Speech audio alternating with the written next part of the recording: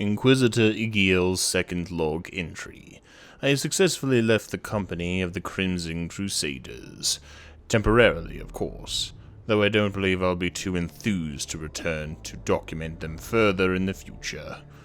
That being said, my records have another chapter cited as being nearby my current location, so I have set forth to their location without delay.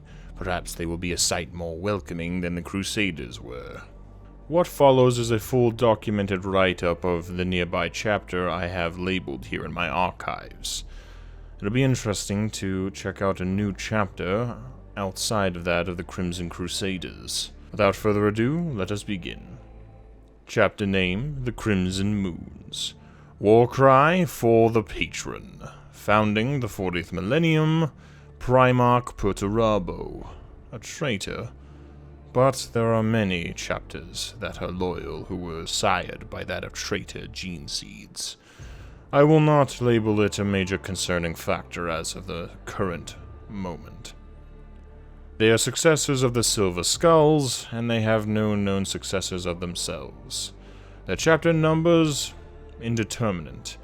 I was unable to get a straight answer from any, including the librarian I have interviewed primarily for this document. However, I am going to safely assume they are within Codex compliance. Their chapter master, Frederick Potier. Homeworld, it's an ice hive world known as Unter Cologne. I don't know much about it, as I've been here only long enough to do this basic interview, but from what I can tell, it seems rather standard. Their fortress monastery, Ereferong. I believe I pronounced that correctly, but with all the worlds I've been to, I can't say that I have. Their colors, pearl white plating, garnet red for captains, and black under armor. And I've noticed some have a silver trim. Their chapter badge, a garnet red crescent with a smaller garnet red crescent inside of it, though it's hard to distinguish the two crescents. Allegiance, loyalist, of course. Codex compliance, I'm going to assume complete. However, I cannot entirely confirm. Again, I have not received straight answers to specific questions. Preferred tactics, from what I can tell, they are vehicle-heavy, with ranged combat being another focus. When I first arrived, I was reminded very heavily of White Scars, both in appearance and in battle tactics. But I soon learned very quickly what differentiates them from the White Scars, and what clearly defines them as a separate chapter altogether. Mutations. Nothing major really to note here, but I will note it all the same. Defective osmodula, enhanced progeninoids. Interesting, but nothing major. Their history, I will keep this a manageable length, assuming none are going to really read this at any point. They were created to protect the sector from a future chaos threat. That threat turned out to be a former brother chapter, the Bloody Reavers, that had turned traitor.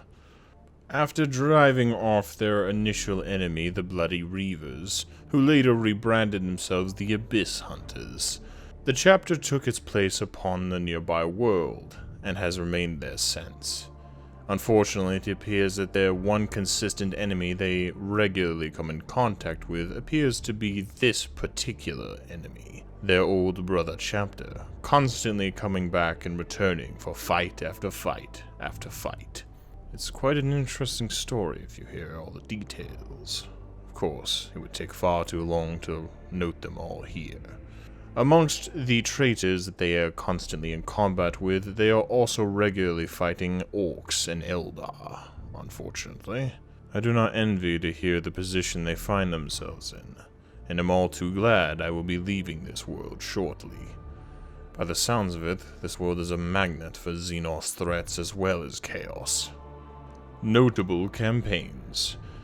During a battle between the First Company, the initial identity of this chapter that is, against the Bloody Reavers, the Eldar interjected themselves into the conflict, and both factions ended up boarding one of their craft worlds, both Chaos and Loyalist. Thus, a three-way war ensued, though it appears that the conflict between the Eldar and our loyalist chapter here have consisted, as well as orcs, and, of course, the Bloody Reavers, coming back again and again, despite the constant losses. Notable figures of the chapter. Now this was interesting. I was only able to get the current chapter master noted on any of my documents. It appears no one had any other heroes or notable figures to mention. I was curious about it, but the librarian himself also mentioned there seemingly were none listed in his historical documents. I was disappointed, but not surprised considering what I had learned. The current chapter master, Frederick Portier, is responsible for the survival of the First Company, which is now, of course, known as the Crimson Moons, during the assault on the craft world as earlier mentioned in their campaigns, after the chapter master at the time was slain early in the engagement. Very interesting, but not much more is written about him. And finally I end on one basic note I have jotted to the side. The chapter does not refer to the God Emperor of Mankind as such. They refer to him as the Patron. The reason for this was not divulged to me, but I get the sense that my status as an Inquisitor is the reason for this. I do not sense that this is any form of corruption from Chaos, however, due to the fact that they still speak of the Emperor with great reverence and respect. So I will merely assume that the term the Patron is merely a turn of phrase they choose to refer to the God Emperor as. Otherwise, I may be inclined to report this to my brother Inquisitors, but for now it appears innocent enough. And with that, I finalize this document with my inquisitorial seal. The Crimson Moons have recently notified me that there is another nearby chapter a mere system away. It appears that they are not even listed into my archives, which is interesting. A chapter unbeknownst to even the oldest of our archives. Very fascinating. All I was able to get out of the Moons was the name of the chapter, the Basilisks. I intend to inquire further. For now, this is the end of this current document and recording. I intend to research the next chapter very thoroughly.